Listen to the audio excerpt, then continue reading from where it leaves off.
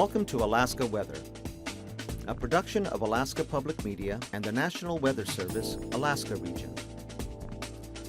Produced and broadcast daily from the studios of KAKM, Alaska Weather provides complete forecasts, public, marine, and aviation for all of Alaska.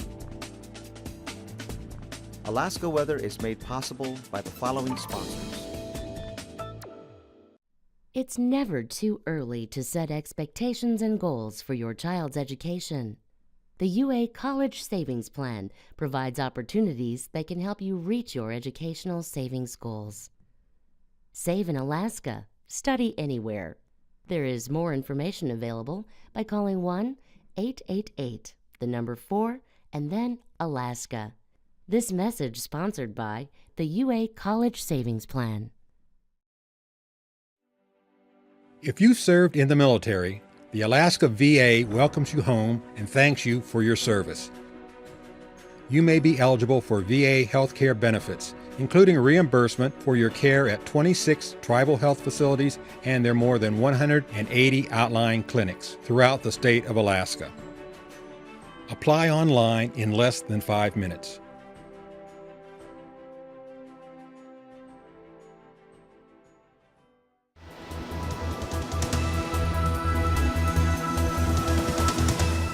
The National Weather Service.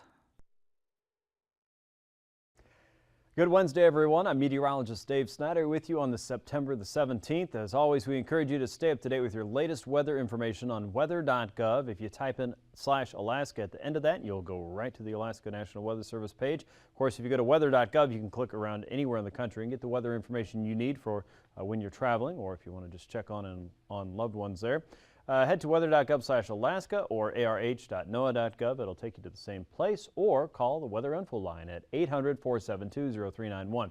Now, in between the Alaska weather shows, you can find out information about your area and Alaska on social media, on Twitter, on Facebook, and on YouTube. If you go to YouTube and type in AKwx TV in the search bar there, you'll get this complete broadcast following the show a little bit later from our broadcast partner at alaskapublic.org.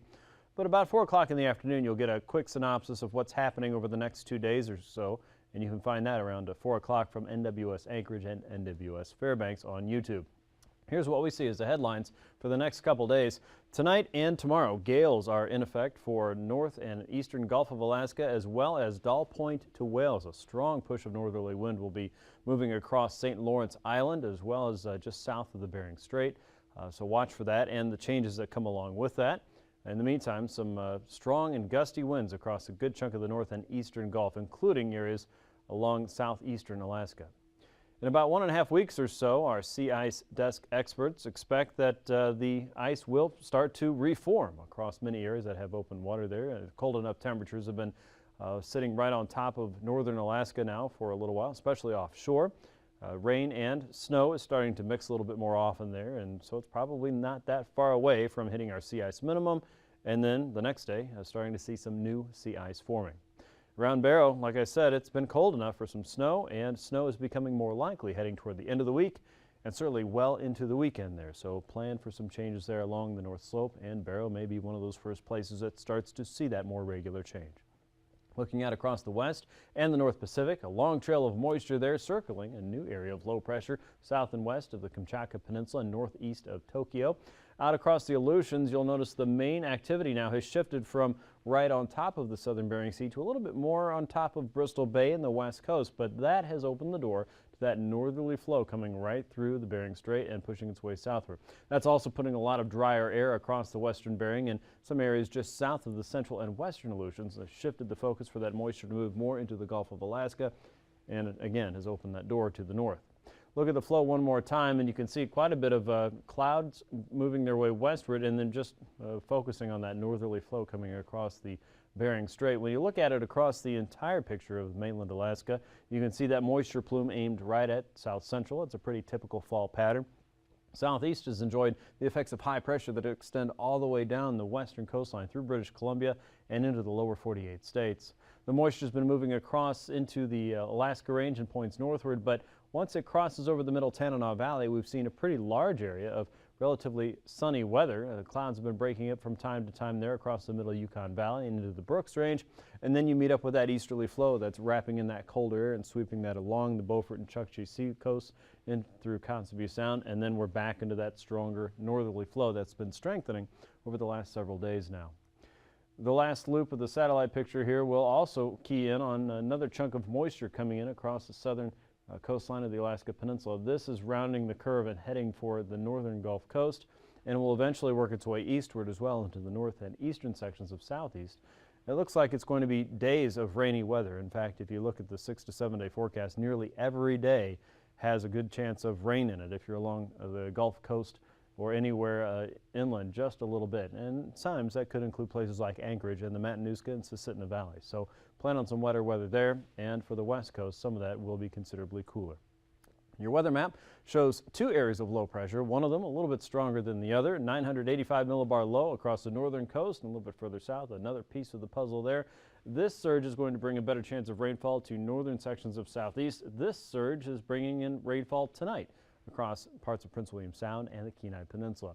Looking further northward, it's more clouds than anything else across the Tanana Valley. A dying cold front across the Brooks Range is helping to focus that easterly flow across the coastline, but this difference in temperature is quickly falling apart.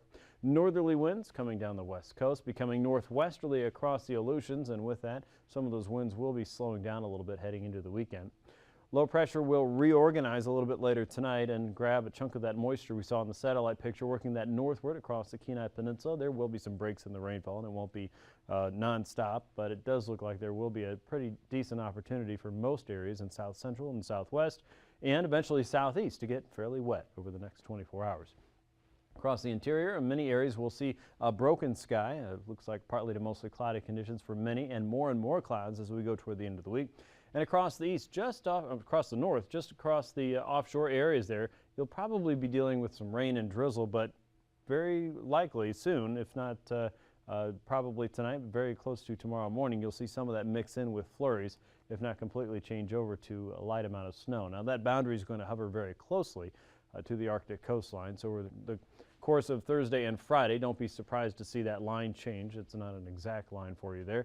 But the northerly winds will be coming down the west coast through the YK Delta, and look for some occasional breezy conditions across the Alaska Peninsula and the central and eastern chain. But more often than not, the farther west you go, you'll run into more fog and drizzle, and the closer you get to the coastline, the better chance you'll have of seeing some light rain, if not occasionally moderate. Low pressure will drop a little bit more on Thursday to 973 millibars. The warmer air is just creeping in on southeast, so you don't really flush out the system just yet. You stay in prime position to get fairly wet with a moderate to occasionally heavy rainfall, especially around the Wrangell, St. Elias, Cordova, Yakutat, and into parts of Prince William Sound. As we get into Friday, low pressure backs up one more time into Prince William Sound, so it's sitting here and just kind of wobbling around. It parks right over the northwestern sections of Prince William Sound at 991 millibars. A ridge of high pressure is trying to build back in across southeast. Doesn't look like it'll scrub out the rain just yet. Across the middle Tanana Valley and parts of the upper Yukon, things are dry, but not totally cloud-free. In fact, the clouds will be building in all the way through the end of the week. Across the north, periods of rain and snow will mix, becoming more likely that Barrow will see snow again by Friday. And across the west, a pretty potent storms developing across the Kamchatka Peninsula. We saw that swirl of moisture there just south on the satellite picture. By Friday, that will be parked to the west of Shemya and south at 971 millibars, but it has a deep fetch of moisture along it, and with that, we'll start to see the rain cut back into the ridge of high pressure that has been on the backside of this storm system. And again, we're in a pretty progressive pattern with the upper levels showing a very wide trough of low pressure across most of Alaska by the end of the weekend and into early next week. We'll talk about that when we get to the jet stream map in a minute. Mid to upper 50s across southeast today, lower 60s for a few select places like Klawock, 63 in Hyder, 61 in Juneau. Prince William Sound saw some cooler weather around Valdez, only looking at temperatures today in the 40s, about as cold as it was up around the Matanuska Glacier. 51 in Anchorage, 62 for Homer, 50 in Seward. The middle Tanana Valley, including Fairbanks today, 63 degrees, 57 in Eagle, and 52 in Northway, with Kodiak checking in at 57. Further north around the Yukon Flats, it was 61 at Fort Yukon and Aktuvik Pass and Arctic Village, both showing 50 degrees. 30s to almost 40 degrees across the coastal plain today and the Arctic coast itself. Barrow and Kaktovik both at 37. 45 around Point Hope and Point Lake. Kotzebue Sound temperatures still holding on to temps in the lower 50s. Shishmaref was 50 degrees. Tin City 49, 51 around Nome today. Norton Sound temperatures in the lower 50s, including Unalakleet and Grayling, and 54. And as you get into the Yukon Valley, Galena was 57, McGrath 59. St. Lawrence Island a much cooler 43. And look for your temperatures to gradually drop off for the next couple days as you're sitting right there in that northerly wind cutting through the Bering Strait. Across the Yukon Kuskokwim Delta from Mamaroneck southward toward Bethel, a little more interior there in 55, lower 50s for King Salmon and Dillingham. The Alaska Peninsula was typically in the mid-50s today. Sandpoint about 55, False Pass and Cold Bay also in the mid-50s. 54 for St. Paul and 51 in St. George, Unalaska and Dutch Harbor in the lower 50s, and also lower 50s for a good chunk of the central and western Aleutians. So pretty much status quo there. Now overnight low temperatures will probably drop off to about 50 degrees. Pribilofs in the upper 40s, Nunivak Island just shy of 50, 44 around Nome, and cooler still as you head up toward Galena and into the Yukon Valley. Upper 30s there for Fort Yukon. The Brooks Range in the upper 30s to about 40 degrees for Ambler and Bettles. Lower 30s for the Arctic coast. The interior, including Fairbanks, probably closer to 40 degrees. South Central mid to upper 40s. Kodiak 49, southeast upper 40s to about 50 degrees around Juneau and southern sections of the archipelago. Look for highs in the mid to upper 50s there tomorrow. South Central and Prince William Sound in the lower to mid 50s. Kodiak 58, Fairbanks 64, Fort Yukon about 59 degrees. The Arctic coast in the upper 30s, but some places right along the coastline itself might be a little bit cooler. So Kaktovik, don't be surprised if you see that number struggle to reach 38 degrees tomorrow. 53 in Nome, southwest, mid-50s, 52 in St. Paul, and mid-50s for the Alaska Peninsula, and lower 50s for the Aleutians, again back in that northerly flow. Flying weather shows hit and miss IFR across southeast tomorrow, across the Gulf Coast and chunks of Prince William Sound. You're looking at IFR conditions. Same goes for areas along the central and western Brooks Range and along the Arctic coast. And then with that northerly wind, we've got MVFR coming back to the Bering in a big way across the western chain. IFR conditions there. Your pass conditions show a trend toward IFR for Anaktuvik and Adigan Pass throughout your day. Lake Clark and Merrill Pass will be IFR through a good chunk of the morning. Rainy Pass, expect VFR by the afternoon, and maybe some improvements in Windy Pass. That's a little bit questionable. Isabel Pass, MVFR trending toward VFR conditions. Mentasta Pass right now still holding at VFR conditions through Thursday. Tanita Pass, we expect to see IFR develop by the end of the day. Portage Pass looks IFR through most of your Thursday with rain in the forecast. And Chilkoot and White Pass, we expect to see visibility and the cloud deck actually dropping throughout the day toward IFR. Now here comes the cold air. With that northerly flow, it's not a surprise that 2,000 to 4,000 foot freezing levels are showing up across a widespread area in the Bering. But we still have some heat holding on to the interior and Yukon and a good chunk of southeast with those levels between 6, 8, and about 10,000 feet. Icing potential is certainly there. We have a lot of moisture with the system, but those levels are still fairly high, about 8, 10, even 12,000 feet across southeast compared to lower levels out across the Yukon Kuskokwim Delta. But once you get north of the Bering Strait, those levels quickly drop to about 2,000 feet. So watch for hit and miss icing potential. Some of that could be a little bit worse than others. Occasional moderate across south central and southwest tomorrow, and some select areas in northern southeast. Here's a jet stream, and as I was saying, there's a huge trough of low pressure over us right now. This is a lot more like what we see in the wintertime, and certainly in the fall. This is a pretty typical pattern, but this pattern stays right over us as we head into the weekend and early next week. What that means is pretty active and wet pattern, especially for the Gulf, and much cooler weather developing for the northern Arctic coast, and a pretty predominant northerly flow for the west coast and the Alaska Peninsula. So at 9,000 feet, this is what we could expect. Low pressure sitting across the northern Gulf with a south and westerly flow coming into southeastern Alaska. Northerlies coming down the west coast between 25 and 30 knots, and a light easterly flow across the Arctic coast around 10 knots tomorrow. Look for that flow to pick up at 3,000 feet, 20 knots or so, coming across Barrow, Kaktovik, and Wainwright. Low pressure outside of Middleton Island, keeping easterlies across the Tanana Valley at 25 knots, with westerlies across the Gulf, picking up quickly to about 50 knots and making a southwesterly track into southeastern Alaska, and northerlies also coming down the west coast. Keep an eye on what's happening out here in the west, though. Those wind speeds are picking up fast, 50 to 70 knots there.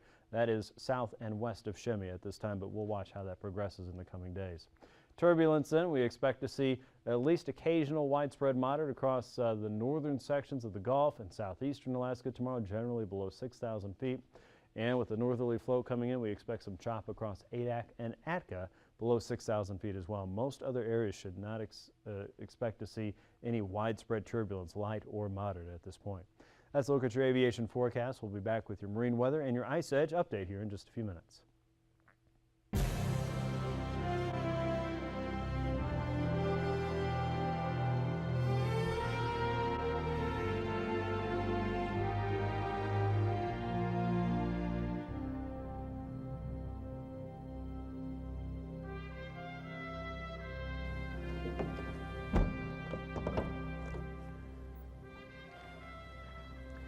Over the past few decades, the helicopter aeromedical industry has proven itself to be a very effective means of saving the lives of those who are critically ill or injured. However, during the relatively short life of our industry, far too many aeromedical programs, its crews, and sometimes its patients have fallen to tragic accidents. And the highest percentage of these crashes have been caused by human error. Now, often this fact leads us to ask the question, what was the pilot thinking? Why did he act the way he did? And what's even more confusing is why are the same mistakes still being made over and over again throughout our industry? As you go through this training and watch the scenarios, we suggest that you heavily concentrate on the error chain depicted in each scenario and how these steps ultimately lead to a crash. Ask yourself, what were the contributing factors? Were there opportunities to break this chain? Was there a specific culture in a program that affected the pilot's decision-making? And finally, were there direct and/or indirect pressures that influenced the pilot's decision? And finally, before we begin with the scenarios, there are two major points to note. First, none of these scenarios are contrived. Each contain multiple contributing factors and influences taken directly from industry accident and incident reports, as well as confidential surveys recently completed by your peers concerning practices and safety problems within our industry. And second, this video would not be possible if it were not for the support of aeromedical helicopter operators, hospital programs, and their crews, as well as all of the other supporting agencies named in the closing credits of this video. These companies donated their equipment, personnel, and the display of their logos to demonstrate unsafe safety practices in the sincere hope that taking a proactive approach through this training will help to significantly improve the safety record of this worthwhile industry.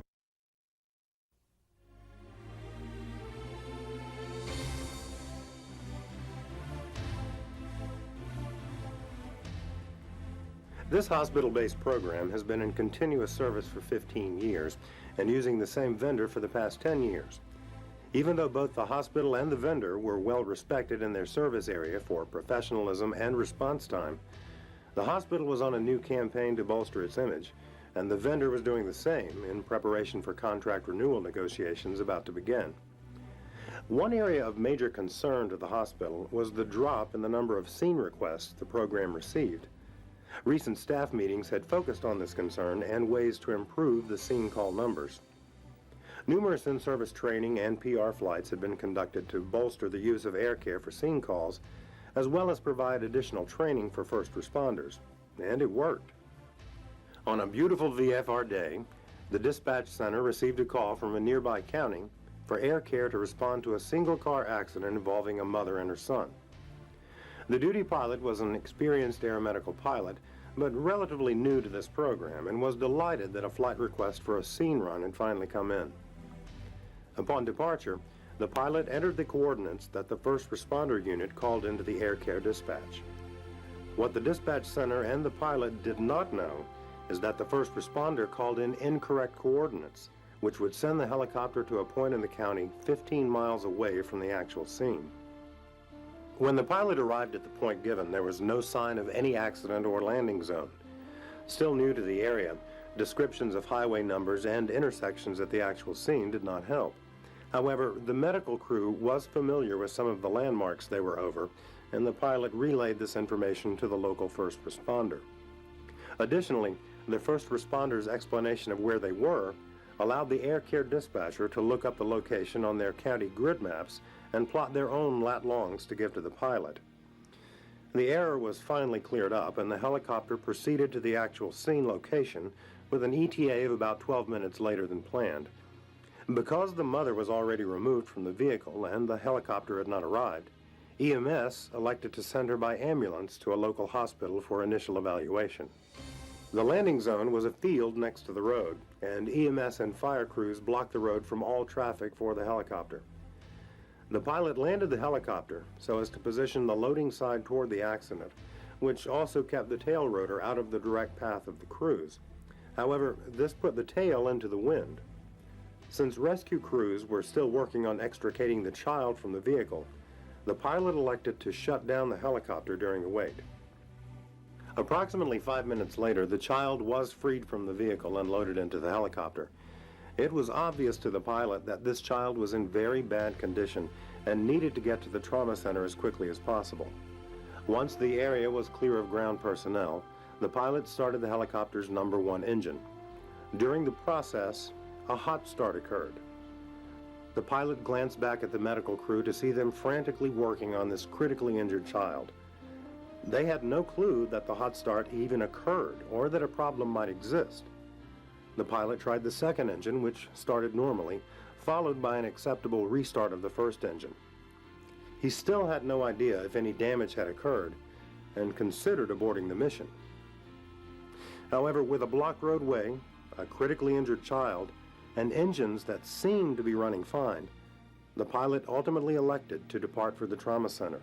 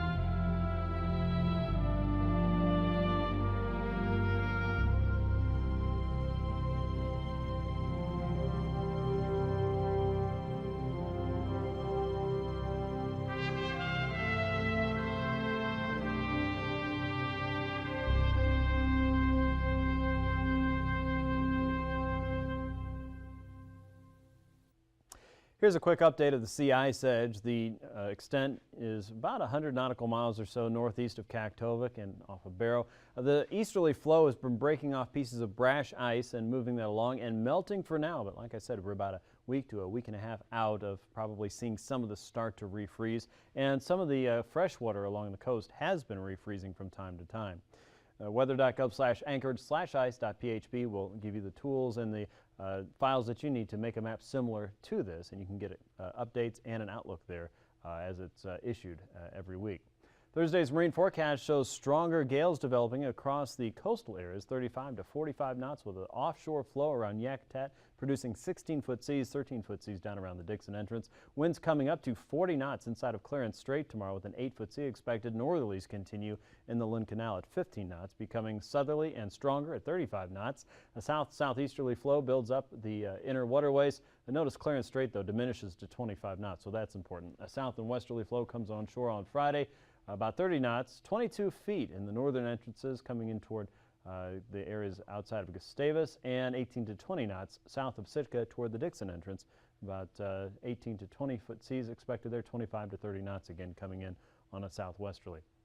Northerlies coming down the Cook Inlet on Thursday, anywhere from 25 to 30 knots around the Barrens. Northwesterlies there. Easterlies cutting across Prince William Sound and outside of Middleton Island and the Hitchinbrook entrance. We expect 40-knot winds with a 16-foot sea. As we get into Thursday, the winds diminish greatly and they turn to more of a southerly direction. In fact, winds become light and variable inside of Prince William Sound. South and westerly winds coming up the Cook Inlet around 10 knots. Westerlies coming across the Barrens from 15 to 20 knots. 9-foot seas on the eastern Barren Islands. Northwesterlies coming off of Kodiak Island at 20 knots. Across the Alaska Peninsula, 20 to 25 knots will do it on Thursday, 6 to 8 foot seas on the Bering, 9 to 10 foot seas on the Pacific side. For Friday, 5 to 10 foot seas are expected in the Bering, 7 to 8 foot seas in the Pacific, still looking at 20 to 25 winds with a northwesterly flow. Across the Aleutians, northwesterlies are the rule of the day for Thursday, 25 to 30 knots, 9 to 10 foot seas for the central and eastern chain on the Bering, and 8 to 9, even 10 foot seas there across the Pacific side. And look for winds from the north and west out across the west central areas, 8 to 9 foot seas from Kiska to Attu. Becoming southwesterly around Kiska on Friday will slow the winds a little bit across the central and eastern chain, 15 to 20, even 25 knots across the Bering side, 25 to 30 knots across the Pacific side with 6 to 8 foot seas there. And northwesterlies continue around Attu with an 8 foot sea on a 25 knot wind. Northerlies cutting across St. Lawrence Island on Thursday, though. Remember, gale warnings are in effect there. And 8 foot seas expected with that northerly push coming down through Nunivak Island and slowing as it reaches Kuskokwim Bay and the Pribilof Islands, looking at 25 knots with a northwesterly flow and 9 foot seas there. Northerlies across St. Matthew as well. The northerlies diminish on Friday at this point. That's how we see it. 30 knot winds there around St. Lawrence Island and on the north side of Nunivak Island. 8 foot seas are expected. 7 foot seas around the Kuskokwim Bay, and northwesterlies continue for the Pribilofs with an 8 foot sea. We'll keep that cooler easterly flow cutting across the Beaufort at 25 to 30 knots, and northerlies coming down the Chukchi seacoast from Cape Lisburne to Point Hope and Kotzebue Sound, looking at northerlies at 30 knots with a 7 foot sea. Friday, those winds diminish a little bit, 20 to 25 knots, with easterlies continuing for the Beaufort at 20 to 25 knots. 6 foot seas are expected in the Beaufort with 5 to 6 foot seas, even 7 foot seas down around Kotzebue Sound on Friday there for the Arctic coast. Recapping tonight's weather, low pressure sitting across the Gulf of Alaska and is reorganizing and will strengthen as we head into tonight and tomorrow. Many areas along the Gulf Coast should expect rain for about the next 24 hours or so. Rain will occur across the south and west. Many areas will see more clouds than anything else across the interior, including the Middle Tanana Valley. Periods of rain may mix with light snow or drizzle across the Arctic coast, and the west coast will be cooler and windy with that northerly flow as a new storm develops in the west. I'm meteorologist Dave Snider. That's a look at your Alaska weather, and we'll see you tomorrow. These forecasts are to be used for planning purposes only.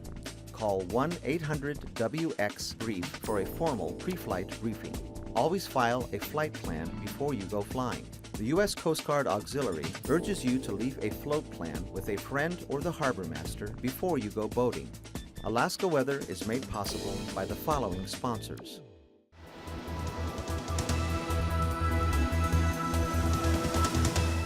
The National Weather Service. Cook Inlet Tug and Barge is a marine transportation company specializing in harbor services with a primary marketing focus on the Port of Anchorage, providing their customers with quality-based service specifically tailored to their needs. Indie Alaska is an innovative weekly web series capturing the diverse and colorful lifestyle of Alaskans. Real stories of everyday Alaskans at work and play. Supported in part by Alyeska Pipeline Service Company.